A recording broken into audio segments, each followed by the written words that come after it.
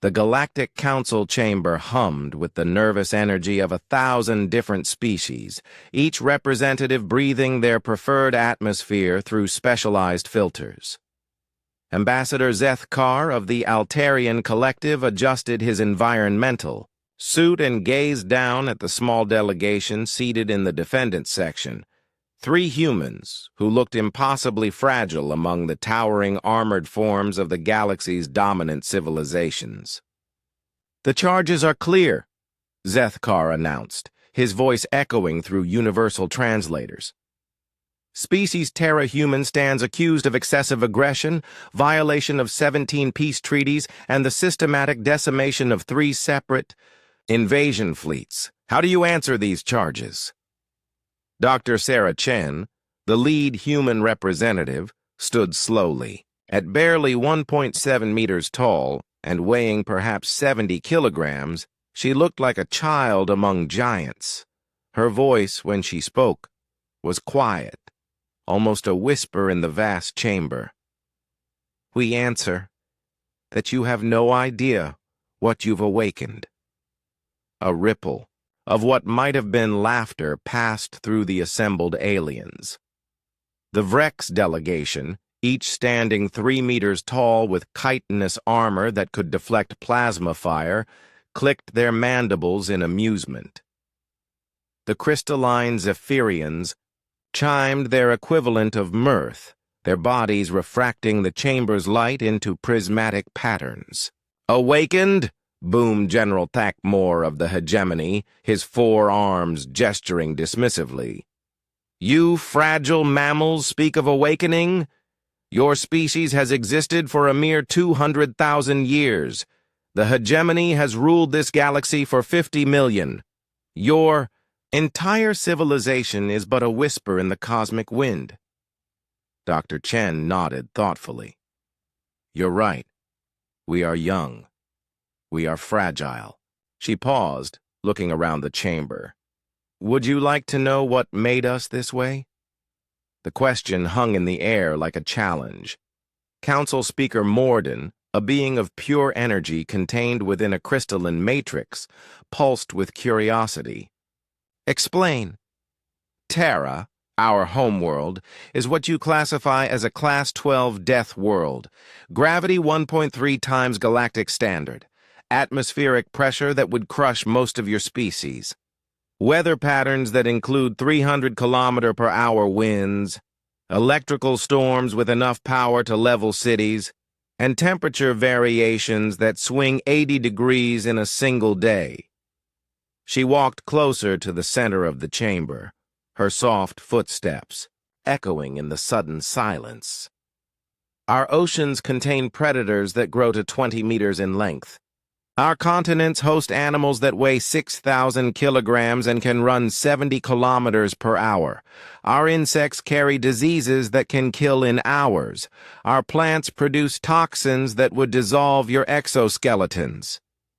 The Vrex delegation had stopped clicking. The Zephyrians' chiming grew discordant.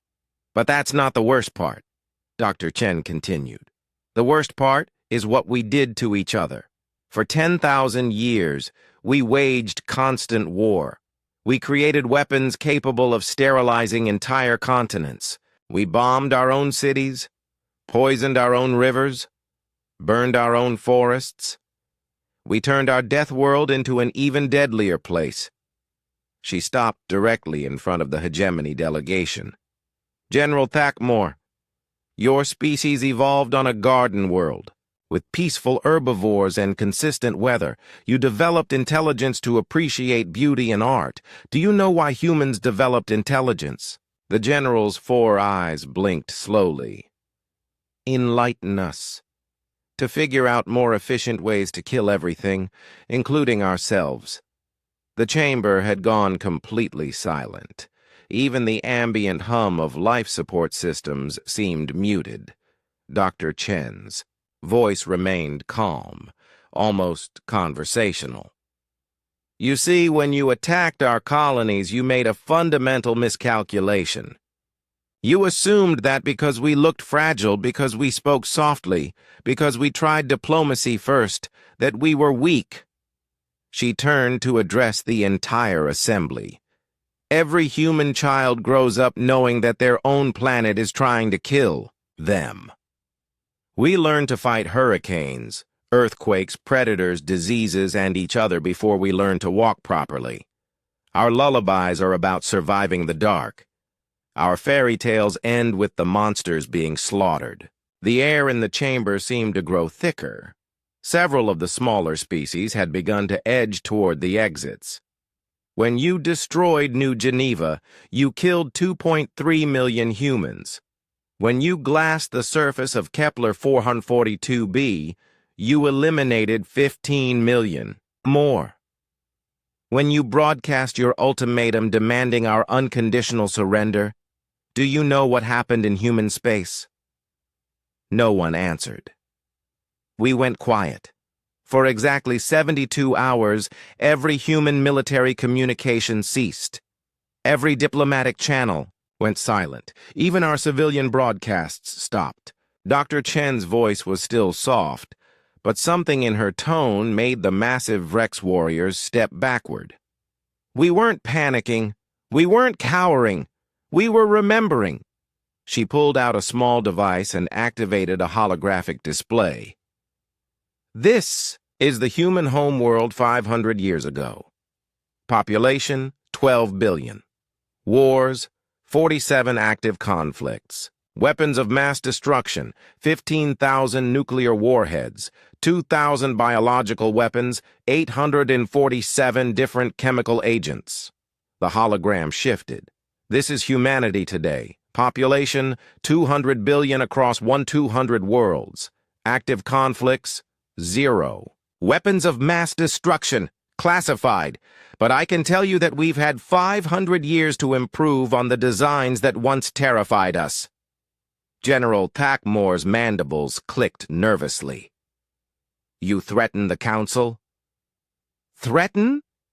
Dr. Chen looked genuinely puzzled.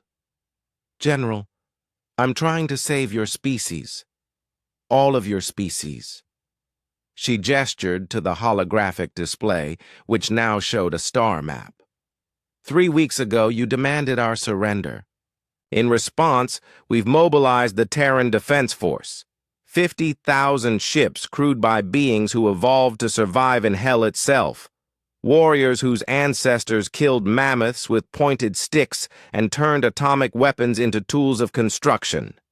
The display zoomed in on specific fleet positions. The alien representatives began to recognize their own home systems, each one now marked with small red indicators. You call us Deathworlders like it's an insult, Dr. Chen said, her voice finally beginning to rise above a whisper. You're right. We are from a death world. We survived it. We conquered it. We turned it into a garden. And when you threatened our children, our homes, our future, you reminded us of something we'd almost forgotten. She looked directly at each delegation in turn. We are not the prey in this galaxy. We never were. We were just being polite. The red indicators on the hologram began to blink. You have 48 hours to withdraw from all human space and provide reparations for the worlds you destroyed. After that, Dr. Chen smiled, and for the first time the assembled aliens saw the predator that lurked behind humanity's fragile exterior. After that, you'll learn why the rest of the galaxy should be grateful we chose civilization over conquest.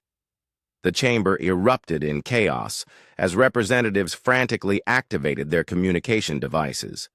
But General Thackmore remained frozen, staring at the small human who had just declared war on the entire galaxy. This is madness, he whispered. You are 200 billion against 50 trillion. You cannot win. Dr. Chen was already walking back to her seat. General, we're not trying to win. We're trying to make sure you understand that you've already lost. As the human delegation prepared to leave, their footsteps somehow seemed to echo louder than the panicked voices of the galaxy's most powerful species. The fragile voices had spoken. Soon the thunder would answer.